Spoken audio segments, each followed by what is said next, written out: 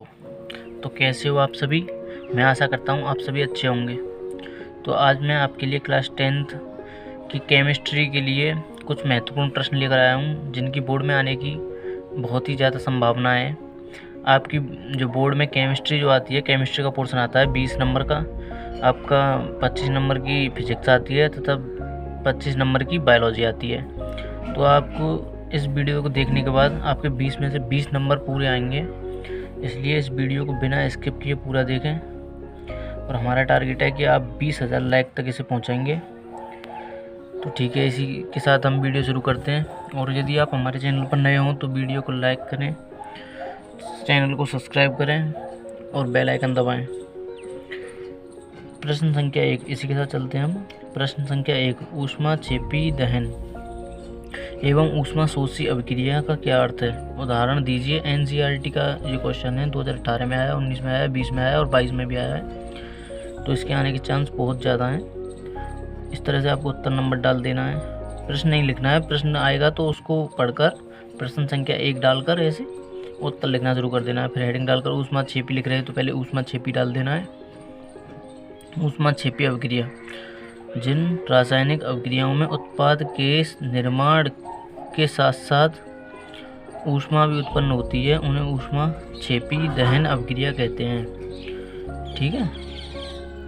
और इसका उदाहरण है प्राकृतिक गैस का दहन, CH4 मीथेन, इसे मीथेन कहते हैं। जब ऑक्सीजन से क्रिया करती है तो उसके बाद बनने वाला जो उत्पाद है कार्बन डाइऑक्साइड गैस निकलती है तथा जल बचता है और ऊष्मा निकल जाती है। और इसके बाद है आपकी ऊष्माशोषी अभिक्रिया, जिन रासायनिक अभिक्रियाओं में ऊर्जा अवशोषित होती है, यानी कि अवशोषित हो जाती है, ऊर्जा बाहर नहीं निकलती है, जो ऊर्जा दी जाती है वो अवशोषित कर लेता है वो, उन्हें ऊष्माशोषी अभिक्रिया कहते हैं। उदाहरण क्या है इसका? N2+O2, नाइट्रोजन गैस और ऑक्सीजन गैस मिलकर नाइट्रस ऑक्साइड बनाती हैं और ऊष्मा अवशोषित हो जाती है। ठीक है, यहाँ तक आपको समझ में आया होगा। ये बहुत ही ज़्यादा इम्पोर्टेंट क्वेश्चन है, इसको आप तैयार करके जाएं। ये आपका प्रश्न संख्या 2 है। ये रासायनिक अभिक्रिया किसे कहते हैं? ये बहुत ही ज़्यादा इम्पोर्टेंट क्वेश्चन है, ये हर साल पूछा जाता है। मैंने भी बोर्ड के एग्ज़ाम दिए थे तो उनमें भी ये पूछा गया था। मैं अपना स्वयं का खुद का रिजल्ट भी आपको दिखाऊंगा कि मैंने किस सब्जेक्ट में कैसे कैसे अंक प्राप्त किए, और उसी की तरह आपको भी बता रहा हूँ कि किस तरह से मैंने तैयारी की, और उसी तरह से आपको भी बता रहा हूँ कि इस तरह से आप तैयारी करो। आपको सब चीज़ बताऊँगा। 10 दिन आपके बच्चे हैं अभी परीक्षा के, बोर्ड परीक्षा के। रासायनिक अभिक्रिया किसे कहते हैं? वह कितने प्रकार की होती है? उदाहरण सहित बताइए। एनसीईआरटी का, ये भी एनसीईआरटी का क्वेश्चन है, 2019 में आया, 20 में आया, 22 में आया है। पहले डालेंगे हम उत्तर संख्या। उत्तर डालने से पहले उत्तर संख्या नंबर 2, कौन सा उत्तर है हमारा? उत्तर संख्या डालकर, जिससे एग्जामिनर पर आप छाप छोड़ सकें अपनी। और यदि आप पर जो क्वेश्चन नहीं आ रहा है तो उसे खाली छोड़ करना है, उसमें कुछ ना कुछ ज़रूर लिख कर आएँ जिससे कि एग्जामिनर नंबर दे सके। जब आप कुछ नहीं लिखेंगे तो एग्जामिनर नंबर दे नहीं पाएगा, किस पर दे? इसलिए आप कुछ ना कुछ लिखकर जरूर लाएं, हेडिंग डालकर। तो यहाँ पर रासायनिक अभिक्रिया, जब एक या एक से अधिक पदार्थ परस्पर अभिक्रिया करके नए पदार्थ बनाते हैं तो ऐसी अभिक्रिया रासायनिक अभिक्रिया कहते हैं। तो ऐसी अभिक्रिया को रासायनिक अभिक्रिया कहते हैं। जब एक या एक से अधिक पदार्थ परस्पर मिलकर किसी नए पदार्थ का निर्माण करते हैं तो ऐसी अभिक्रिया को रासायनिक अभिक्रिया कहते हैं। उदाहरण क्या है इसका? Mg+2HCl। मैग्नीशियम में हाइड्रोक्लोरिक एसिड जब मिलाएंगे तो क्या बनेगा? Magnesium chloride. मैग्नीशियम क्लोराइड इस तरह से आपको लिख देना है, जिसके नाम आते हैं तो आपको इस तरह से नीचे लिख देना है और गैस निकल जाएगी, हाइड्रोजन। ठीक है, ये आपको समझ में आया होगा यहाँ तक। आगे इसी क्वेश्चन में दिया है कि रासायनिक अभिक्रिया के प्रकार भी बताइए। तो रासायनिक अभिक्रिया के प्रकार इस तरह से हेडिंग डालकर, मुख्य रूप से रासायनिक अभिक्रियाएं निम्नलिखित प्रकार की होती हैं। पहली, संयोजन संकलन अभिक्रिया, वह रासायनिक अभिक्रिया जिसमें 2 या 2 से अधिक अभिकर्मक जुड़कर एक उत्पाद बनाते हैं या निर्माण करते हैं। उदाहरण डालकर इस तरह से, उदाहरण नंबर 1, 2H2 गैस डाल देनी है इस तरह से, कोष्टक में गैस है तो O2 ये भी गैस है, ऑक्सीजन। और जब ये क्रिया करते हैं तो इससे बनने वाला जो उत्पाद होता है वो क्या होता है? H2O, जल, लिक्विड। उसके बाद दूसरी अभिक्रिया हमें दी हुई है कि मैग्नीशियम प्लस में O2 गैस, जब इसको मिलाते हैं तो मैग्नीशियम ऑक्साइड बनता है। ठीक है, आपको इतना समझ में आया होगा। और आपका दूसरा नंबर अवक्रिया है वियोजन अवक्रिया। वियोजन अवक्रिया इस तरह से आपको हेडिंग डालनी है। उसके बाद उसके बारे में लिखना है कि वह रासायनिक अवक्रिया जिसमें एकल अभिकर्मक टूटकर के दो या दो से अधिक उत्पाद बनाता है, यानी कि जो एक अभिकर्मक टूटकर दो या दो से अधिक उत्पाद बनाता है उसे कहते हैं वियोजन अवक्रिया। उदाहरण क्या है इसका? 2FeSO4 फेरस सल्फेट है ये। इसको जब गर्म करते हैं तो Fe2O3 फेरस ऑक्साइड और SO2 और SO3 ये गैस निकल जाती हैं। ठीक है, आपको यहाँ तक समझ में आया? अब आपकी अगली जो है आगे की जो नेक्स्ट अभिक्रिया का प्रकार है, टाइप है, वो है विस्थापन अभिक्रिया। इसके बारे में हेडिंग डालकर वह रासायनिक अभिक्रिया जिसमें कोई एक अधिक अभिक्रियाशील तत्व किसी अन्य कम अभिक्रियाशील तत्व को उसके यौगिक से विस्थापित कर देता है, उस अभिक्रिया को विस्थापन अभिक्रिया कहते हैं। उदाहरण इसका, जब कॉपर सल्फेट की आयरन लोहा से जब क्रिया कराते हैं तो फेरस सल्फेट बनता है और कॉपर बाहर निकल जाती है। ठीक है, इस तरह से आपको लिख देना है। उसके बाद आती है आपकी चौथी जो नंबर है चौथा, वो है आपकी द्विविस्थापन रासायनिक अभिक्रिया। द्विविस्थापन रासायनिक अभिक्रिया इस तरह से हेडिंग डालकर उसके बारे में लिखना है कि वह रासायनिक अभिक्रिया जिसमें अभिकारकों के बीच आयनों का आदान प्रदान होता है। अभिकारकों के बीच जब आयनों का आदान प्रदान होता है तो उसे कहते हैं द्विविस्थापन अभिक्रिया। ये इसका एग्जाम्पल दे रखा है। एग्जाम्पल जो है Na2SO4 सोडियम सल्फेट प्लस में बेरियम क्लोराइड, जब इनकी आपस में क्रिया कराते हैं तो इससे बनने वाला उत्पाद जो होता है, एक तो सोडियम क्लोराइड बनेगा NaCl, जिसे साधारण नमक का फॉर्मूला है, जिसे हम खाने के नमक की तरह नमक में जो उपयोग करते हैं, खाने के नमक में, वही होता है NaCl। और यह BaSO4 बेरियम सल्फेट। ठीक है, इतना आपको समझ में आया होगा। अब ये आपके लिए प्रश्न संख्या 3, विरंजक चूर्ण ब्लीचिंग पाउडर, जिसे क्या कहते हैं, ब्लीचिंग पाउडर भी कहते हैं विरंजक चूर्ण को, का रासायनिक नाम गुण उपयोग लिखिए। तो यहाँ पर हमको विरंजक चूर्ण जो ब्लीचिंग पाउडर है उसका रासायनिक नाम लिखना है, गुण लिखना है, उपयोग लिखना है। ये आपका 2013 में पूछा गया, 15 में, 17 में, 18 में और 20 में। तो इस तरह से उत्तर संख्या 3 है। उत्तर संख्या 3 डालकर इस तरह से ब्लीचिंग पाउडर विरंजक चूर्ण कोष्टक में डाल देंगे। इस तरह से का रासायनिक नाम कैल्शियम ऑक्सी क्लोराइड तथा अणुसूत्र CaOCl2 होता है। इस तरह से आपको लिख देना है। ठीक है, बनाने की विधि भी लिखनी है फिर कि किस तरह से इसे बनाया जाता है। शुष्क भुजे हुए चूने पर क्लोरीन गैस की क्रिया से विरंजक चूर्ण का निर्माण होता है। इस तरह से आपको रिएक्शन भी देनी है जिससे कि अच्छा लगे एग्जामिनर को भी। CaOH का whole twice Cl2 CaOCl2 equals, ये आपका उत्पाद बनेगा जब अभिकर्मकों की क्रिया होगी इनकी और जल बाहर निकल जाएगा। ठीक है, इसका जो अब आगे चलते हैं, ये इसका उपयोग है। उपयोग पूछा प्रश्न में, तो इस तरह से उपयोग डालकर वस्त्र उद्योग में सूती एवं लिनेन के विरंजक के लिए, कागज़ की फैक्ट्री में लकड़ी की मज्जा एवं लॉन्ड्री में साफ कपड़ों के विरंजक के लिए उपयोग होता है। ठीक है, ये इस तरह से आपको लिख देना है, कोमा लगाकर बीच बीच में। ठीक है, अब जो है आपका प्रश्न संख्या 4। ठीक है, बेकिंग सोडा की विधि, गुण, अणुसूत्र लिखिए तथा उपयोग बताइए। ये 2014 में, 15 में, 16 में, 17 में, 18 में, 19 में, 20 में, ये कई साल से हर बार आ रहा है, तो इस बार भी आने की उम्मीद है इसकी। बेकिंग सोडा का रासायनिक नाम जो क्या है, सोडियम बाइकार्बोनेट तथा अणुसूत्र क्या है, NaHCO3 है। बनाने की विधि, इसे किस तरह से बनाया जाता है, हेडिंग डालकर उस तरह से आपको लिख देना है कि इसके निर्माण के लिए साधारण नमक NaCl, जल H2O व कार्बन डाइऑक्साइड CO2 की अभिक्रिया से कराई जाती है। यानी कि जब इनकी अभिक्रिया कराई जाती है तब हमें अमोनियम क्लोराइड और सोडियम बाइकार्बोनेट यानी कि बेकिंग सोडा, इसका निर्माण होता है। ठीक है, इस तरह से आपको नीचे सबके नाम लिख देने हैं जिससे अच्छा लगे। अब जो है बेकिंग सोडा का उपयोग लिखना है। इसका क्या उपयोग किया जाता है, किस चीज़ में उपयोग किया जाता है। बेकिंग पाउडर बनाने में और रसोई घर में स्वादिष्ट खस्ता, पकौड़े आदि बनाने के लिए किया जाता है। ठीक है, अब आपका जो है प्रश्न संख्या 5 है। अगला जो प्रश्न है, धावन सोडा बनाने का रासायनिक समीकरण तथा इसका एक उपयोग भी लिखिए। धावन सोडा बनाने का एक तो रासायनिक समीकरण देना है और उसका एक उपयोग भी लिखना है। धावन सोडा का रासायनिक नाम सोडियम कार्बोनेट का अणु सूत्र, और इसका जो अणु सूत्र होता है धावन सोडा का वो होता है Na2CO3 × 10H2O है। कास्टिक सोडा के सांद्र विलयन में कार्बन डाइऑक्साइड प्रभावित करने पर सोडियम कार्बोनेट का विलयन प्राप्त होता है, जिसका वाष्पन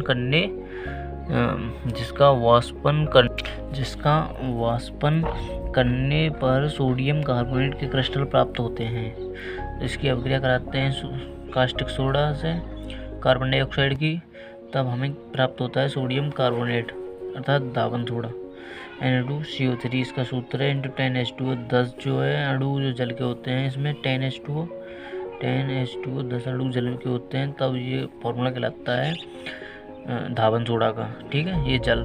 सोडियम कार्बोनेट को कपड़े धोने का सोडा तथा सोडा एस के नाम से जाना जाता है। सोडियम जो कार्बोनेट होता है उसे सोडियम कार्बोनेट जो उसे कपड़े धोने का सोडा तथा सोडा एस के नाम से भी जाना जाता है। इसके जो ऐसे रिएक्शन आती है कि BaCl2 से क्रिया बताइए। जब आपकी धावन सोडा की BaCl2 के साथ क्रिया करेंगे तो क्या बनेगा, ऐसे आपको पूछा जाएगा, अब क्रिया आ सकती है आपके लिए। तो यह BaCl2 को BaCO3 में बदल देता है। ये जो Na2CO3 से जब धावन सोडा से क्रिया कराते हैं तो ये BaCO3 यानी कि बेरियम कार्बोनेट इसमें चेंज कर देता है, इसको बदल देता है। ये इसकी अभिक्रिया भी देख लेते हैं। ठीक है, अभिक्रिया तो देखो ये इसकी अभिक्रिया है। BaCl2 की जब Na2CO3 से अभिक्रिया करते हैं तो बेरियम कार्बोनेट बनता है, और NaCl जैसे खाने का नमक है, जैसे खाने में डालकर खाते हैं, ये उसका सूत्र है NaCl नमक, ये बनता है। ठीक है, उसके बाद ये भी पूछ सकता है कि SO2 से क्रिया होगी तब क्या बनेगा। जब धावन सोडा की SO2 से क्रिया होगी तो बनने वाला उत्पाद क्या होगा। इसके विलयन में SO3 गैस प्रवाहित करने पर सोडियम सल्फाइड तथा सोडियम बाईसल्फाइड बनते हैं। ठीक है, इसकी जो है रिएक्शन वो दी हुई है, देखो ये रही। Na2CO3 की जब सल्फर डाइऑक्साइड से क्रिया कराते हैं तो Na2SO3 सल्फर सोडियम सल्फाइड तथा कार्बन डाइऑक्साइड बनता है, और उसके बाद फिर जब SO2 से फिर क्रिया कराते हैं H2O से सोडियम बाईसल्फाइड, फिर इस तरह से ये दो रिएक्शन है। और इसके बाद आपका उपयोग है कपड़े धोने में जल की कठोरता दूर करने में धावन सोडा का उपयोग किस लिए किया जाता है। उपयोग लिखकर कपड़े धोने में तथा जल की कठोरता को दूर करने में इसका उपयोग किया जाता है। ठीक है, आपको इतना समझ में आ रहा होगा, और हम आगे चलते हैं। ठीक है, आगे जो है ये आपका प्रश्न संख्या 6। इस पर आप तो जितनी बार वेरी वेरी वेरी इम्पोर्टेंट है, ये वेरी वेरी वेरी इम्पोर्टेंट, यानी इसके आने के चांस बहुत ज़्यादा हैं। प्लास्टर ऑफ पेरिस किसे कहते हैं, इससे बनने के विधि गुण व उपयोग लिखिए। मतलब इसको कैसे बनाते हैं, इसके विधि गुण और उपयोग लिखते हैं। उत्तर संख्या 6, जिप्सम को 120 से 130 डिग्री सेल्सियस पर गर्म करने से प्लास्टर ऑफ पेरिस बनता है। बनाने की विधि, इसको बनाने की विधि क्या है। बनाने की विधि देखते हैं कि CaSO4 × 2H2O, ये जिप्सम का फॉर्मूला है। जब इसको 120 से 130 डिग्री सेल्सियस पर गर्म करते हैं तो CaSO4 का होल ट्वाइस × H2O प्लस में 3H2O, इसके 3 अणु बाहर निकल जाते हैं जल के। और इसके बाद ये जो फॉर्मूला है वो प्लास्टर ऑफ पेरिस का है, CaSO4 का होल ट्वाइस × H2O। ये इसको आप याद करके रखें, CaSO4 का होल ट्वाइस × H2O, ये आपका प्लास्टर ऑफ पेरिस का फॉर्मूला है। और ये आपका जिप्सम का फॉर्मूला है, CaSO4 × 2H2O, इसमें 2 अणु जल के होते हैं, तो ये आपका जिप्सम का फॉर्मूला है। और अब इसके गुणधर्म देखते हैं। गुणधर्म हेडिंग डालने के बाद गुणधर्म के लिख देते हैं। ठीक है, पहला नंबर गुणधर्म क्या है इसका, प्लास्टर ऑफ पेरिस सफ़ेद रंग का चूर्ण है जो तेज़ गर्म करने पर CaSO4 में बदल जाता है। जब प्लास्टर ऑफ पेरिस को तेज़ गर्म करते हैं तो ये CaSO4 कैल्शियम सल्फेट में बदल जाता है। ठीक है, CaSO4 का होल ट्वाइस × H2O, ये आपका प्लास्टर ऑफ पेरिस का फॉर्मूला है। ठीक है, इसकी रिएक्शन देख लेते हैं। जब इसको तेज़ गर्म करेंगे तो क्या बनेगा। तो देखो ये इसकी रिएक्शन है, CaSO4 का होल ट्वाइस × H2O, ये प्लास्टर ऑफ पेरिस का फॉर्मूला है। ठीक है, तेज़ गर्म करते हैं तो 2 × CaSO4 कैल्शियम सल्फेट बनेगा, और उसके बाद आपका जल जो है निकल जाएगा। ठीक है, कैल्शियम सल्फेट बनेगा और उसके बाद जल निकल जाएगा। अब चलते हैं आगे इसका अगला नंबर गुणधर्म क्या है ये देखते हैं। प्लास्टर ऑफ पेरिस की जल से क्रिया कराने पर ऊष्मा उत्पन्न होती है और वह शीघ्र ही जिप्सम में बदलकर जम जाता है। इस क्रिया को प्लास्टर ऑफ पेरिस का जमना कहते हैं। जब इसकी क्रिया जल से कराते हैं तो ये क्या होता है, जम जाता है, शीघ्र ही जम जाता है, तो ये कठोर जिप्सम बन जाता है, जिसका फॉर्मूला आपको पता ही है, CaSO4 × 2H2O, CaSO4 × 2H2O, ठीक है, ये इसका फॉर्मूला है। और इस तरह से रिएक्शन यहाँ पर दी हुई है। अब उसके बाद इसका उपयोग देखते हैं। उपयोग किस लिए किया जाता है इसका उपयोग? शल्य चिकित्सा में, प्लास्टर करने में। जब आपकी जो हाथ की हड्डी टूट जाए, पैर की हड्डी टूट जाए, तो आपके हाथ पैर पर जो प्लास्टर किया जाता है, जिसे प्लास्टर कहते हैं, वो क्या होता है, प्लास्टर ऑफ पेरिस होता है। इसलिए इसका एक और उपयोग है मूर्तियों व खिलौना बनाने में। खिलौने जो बनते हैं और मूर्तियाँ बनती हैं, ये प्लास्टर ऑफ पेरिस से बनाए जाते हैं। प्लास्टर ऑफ पेरिस से भी बनाए जाते हैं और वैसे अन्य तरीक़ों से भी बनाए जाते होंगे, और प्लास्टर ऑफ पेरिस से मूर्तियाँ बनाई जाती हैं। ये उपयोग, आपको 2 उपयोग याद रखने हैं। ये क्वेश्चन बहुत इंपॉर्टेंट है, ये आ सकता है। अब ये आपका प्रश्न संख्या 7, विद्युत रासायनिक श्रेणी की परिभाषा लिखिए। विद्युत रासायनिक श्रेणी क्या होती है, इसकी परिभाषा लिखिए और 2 अनुप्रयोग लिखिए। ये भी बहुत ही इंपॉर्टेंट क्वेश्चन है, 2016 में आया है, 20 में आया है और 22 में आया है, इसके आने के चांस हैं। तो धातुओं की सक्रियता श्रेणी, विद्युत रासायनिक श्रेणी बहुत ऊंची है, जिसमें धातुओं को क्रियाशीलता के अवरोही क्रम में व्यवस्थित किया जाता है। विस्थापन के प्रयोगों के बाद निम्न श्रेणी को विकसित किया गया है, जिसे सक्रियता श्रेणी कहते हैं। तो हमारी जो सक्रियता श्रेणी क्या है, उसमें सबसे ज़्यादा क्रियाशील तत्व है पोटेशियम, उसके बाद सोडियम, उसके बाद कैल्शियम। ये सक्रियता का घटता हुआ क्रम है, घट रहा है नीचे की तरफ जो है ये सक्रियता इसकी घट रही है, ठीक है। उससे कम है मैग्नीशियम, उससे कम है एल्युमिनियम, उससे कम है जिंक, उसके बाद आयरन लोहा सबसे कम क्रियाशील, और इससे भी और नीचे हैं, वो अभी मैं लिख नहीं पाया हूँ इसमें। इसके अनुप्रयोग देखते हैं। अनुप्रयोग क्या होते हैं। पहला नंबर अनुप्रयोग है विद्युत रासायनिक श्रेणी की सहायता से धातुओं की अभिक्रियाशीलता की तुलना की जा सकती है। और इसका दूसरा नंबर अनुप्रयोग है विद्युत रासायनिक श्रेणी की सहायता से विभिन्न धातुओं द्वारा अम्लों में से हाइड्रोजन विस्थापित कर पाने की क्षमता की जानकारी प्राप्त होती है, ठीक है। इतना आपको समझ में आया होगा। अगले क्वेश्चन पर चलते हैं। वीडियो ज़्यादा बड़ा ना हो इसलिए हम जल्दी बता रहे हैं। ये क्वेश्चन बहुत इंपॉर्टेंट है, इनको आप तैयार करें, और ये हर साल बोर्ड में आते हैं, पूछे जाते हैं। आप पूरी साल बिल्कुल ना पढ़े हों, लेकिन इन क्वेश्चनों को आप तैयार करके चले जाएंगे ना, तो पक्का आपके 20 में से 20 नंबर आएंगे, जो मैं बता रहा हूँ। इससे बाहर कुछ नहीं आता है पेपर में।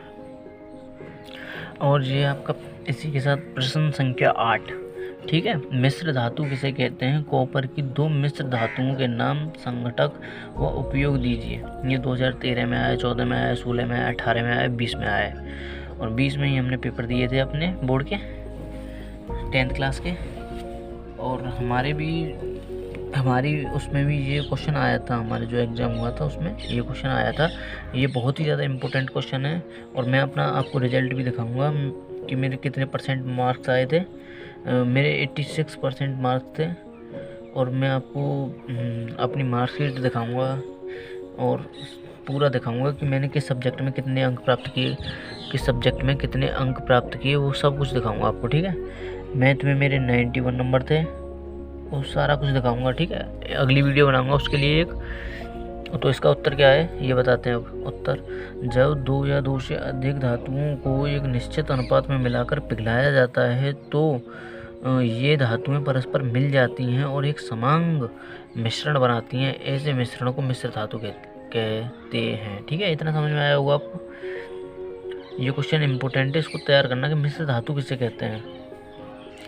और इसी के साथ अगला है, इन मिश्र धातुओं के भौतिक गुण मूल धातुओं के भौतिक गुणों से बिल्कुल भिन्न होते हैं। जब ये मिश्र धातु होती हैं, जो मूल धातु होती हैं उनसे भिन्न हो जाते हैं। जैसे बनी तो उन्हीं से बनी होती है मिलकर, लेकिन जो इनके गुणधर्म हैं उनसे बिल्कुल ही बदल जाते हैं, ठीक है। अब उदाहरण के लिए उदाहरण के लिए मिश्र धातु पीतल, जिसमें 2 भाग तावा तथा 1 भाग जस्ता होता है। तावा जस्ता की अपेक्षा अधिक कठोर होता है। मिश्र धातु बनाते समय विभिन्न धातुओं को धीरे धीरे गर्म किया जाए और उन्हें धीरे धीरे ठंडा किया जाए तो नर्म मिश्र धातु प्राप्त होती है। यदि धातुओं को शीघ्रता से गर्म करके शीघ्रता से ठंडा किया जाता है तो मिश्र धातु कठोर एवं भंगुर प्राप्त होती है। इस प्रकार धातुओं से मिश्र धातु बनाने में उनकी कठोरता, वायु, जल आदि से क्रिया करने का गुण, चमक, रंग, मूल्य आदि सब बदलकर अधिक उपयोगी बन जाती हैं। ठीक है, आपको इतना समझ में आया होगा। वीडियो आपके लिए बहुत ही ज़्यादा इम्पोर्टेंट है। अगर आप इस वीडियो को देख कर जाते हैं और तैयार करके जाते हैं इन्हीं क्वेश्चनों को, तो आप पक्का बोर्ड में केमिस्ट्री में 20 में से 20 नंबर प्राप्त करेंगे। मानता हूँ बच्चों को बहुत डर लगता है केमिस्ट्री से, क्योंकि इसमें रिएक्शन और वो बच्चों को ठीक नहीं लगती हैं। कहीं से कहीं कुछ ना कुछ होता रहता है इसमें। पर ये जो क्वेश्चन है ना, आप इनको तैयार करके जाइए और इस तरह से लिखिए, आपको बेहतर अच्छे नंबर मिलेंगे। देखो, अब ये मिश्र धातु हैं और ये किस संघटक क्या क्या हैं, यानी किससे बनाई गई हैं, किन मूल जो धातु थी उनसे बनाई गई हैं और ये इसके उपयोग हैं। इनका उपयोग किस किस के लिए किया जा रहा है कि पीतल है, पीतल कॉपर 70% मिलाया जाता है और जिंक 30%, तब कॉपर का निर्माण होता है, वो पीतल का निर्माण होता है कॉपर और जिंक के मिश्रण से, संगठन से। इसका उपयोग तार तथा मशीन के पुर्जे बनाने में किया जाता है। जर्मन सिल्वर जो होती है वो कॉपर 50%, जिंक 35% तथा निकल वो 15% मिलाई जाती है, तब इस जर्मन सिल्वर का निर्माण होता है। इसका उपयोग बर्तन तथा मूर्तियाँ बनाने में किया जाता है। अगला नंबर है आपका क्या है, प्रश्न संख्या 9। ये जो है ये भी कई सालों से लगातार पूछा जा रहा है। 2013, 17, 18, 19, 20, 22। समझाती श्रेणी क्या है और उदाहरण के साथ समझाइए। ये भी बहुत ज़्यादा इम्पोर्टेंट है। ये भी हमारे एग्जाम में आया था, बोर्ड एग्जाम में जब हमने पेपर दिए थे। उत्तर संख्या 9, कार्बन यौगिकों का वह समूह जिनका सामान्य सूत्र एवं क्रियात्मक सूत्र एक जैसा होता है उसे समजातीय श्रेणी कहते हैं तथा उसके सदस्यों को समजात गुण कहते हैं। ठीक है, इतना आपको समझ में आया होगा। आगे इसके एग्जाम्पल देखते हैं कि क्या होती हैं, मतलब समझातीय श्रेणी। जैसे मेथेनल CH3OH, एथेनॉल CH3CH2OH और प्रोपेनॉल, एथेनॉल, मेथेनॉल है, ये गलती हुई है, सॉरी इसके लिए। प्रोपेनॉल जो है CH3CH2CH2OH। समझाती श्रेणी के सदस्यों के निम्नलिखित लक्षण होते हैं। पहला क्या है, क्या क्या लक्षण होते हैं कि सभी सदस्यों को एक सामान्य सूत्र द्वारा प्रदर्शित किया जाता है और सभी सदस्यों का एक ही क्रियात्मक समूह होता है। अगला क्या है हमारा नंबर, यह है प्रत्येक क्रमागत सदस्यों के अणु सूत्र में बॉन्ड CH2 का अंतर होता है, सिंगल बॉन्ड CH2 का। तो यहाँ पर देखिए, यहाँ ये इसके बाद क्रमागत अगला जो है इसमें किसका अंतर है, बॉन्ड CH2 का अंतर है, सिंगल बॉन्ड। ठीक है, अगला वाला आता है प्रत्येक क्रमागत सदस्य के अणु भार में 14 म्यू का अंतर होता है। अणु भार में कितना अंतर होता है, 14 म्यू का अंतर होता है। ठीक है, आपको इतना समझ में आया होगा। आप इन क्वेश्चनों को तैयार करके जाइए, मेरे कहने से तैयार करके जाइए, आपको यही क्वेश्चन मिलेंगे देखने के लिए। अगला नंबर को प्रश्न आता है कि प्रतिस्थापन अभिक्रिया पर संक्षिप्त टिप्पणी लिखिए। ये भी हर साल पूछा जाता है और ये बहुत ही आसान है। आप इसको तैयार करके जाते हैं तो आपको अच्छे नंबर मिलेंगे। ये बहुत आसान है और हर बार पूछा जा रहा है, तो इसे आप तैयार करके जाइए और हेडिंग डालनी है अच्छी तरह से। फिर लिखना है कि वे रासायनिक अभिक्रियाएं जिनमें किसी कार्बनिक अणु के किसी एक से अधिक परमाणु या परमाणु समूह किसी अन्य परमाणु या परमाणु समूह के द्वारा प्रतिस्थापित हो जाता है, प्रतिस्थापन अभिक्रिया कहलाती है। इसका उदाहरण है मेथेन की क्रिया सूर्य के धुंधले प्रकाश की उपस्थिति में क्लोरीन से कराने पर इसके करके चारों H परमाणु क्लोरीन परमाणु द्वारा विस्थापित हो जाते हैं। अब इसकी अभिक्रिया देख लेते हैं। ये इसकी अभिक्रिया है। जब CH4 मीथेन की अभिक्रिया Cl2 से कराते हैं धूप में तो CH3Cl मेथिल क्लोराइड बनता है और HCl निकल जाता है, हाइड्रोक्लोरिक अम्ल निकल जाता है। इस तरह से आप अच्छी तरह से देना है। और ये क्वेश्चन अभी पूरे नहीं हुए हैं, वीडियो ज़्यादा लंबा ना हो इसलिए मैंने छोटी सी वीडियो बनाई है। ये तो अभी और क्वेश्चन रह गए हैं और उनको आप तैयार करके जाते हैं तो आप 20 में से 20 अंक पूरे प्राप्त करेंगे। और जो है आप यदि हमारे चैनल पर नए हों तो हमारे चैनल को सब्सक्राइब करें, बेल आइकन दबाएं जिससे कि आपके पास नोटिफिकेशन पहुंच सके वीडियो का। और मस्त रहें, स्वस्थ रहें और ऐसे ही पढ़ते रहें। आपके बोर्ड एग्ज़ाम 10 दिन बाद आपके बोर्ड एग्ज़ाम है, इसलिए अच्छे से तैयारी करें।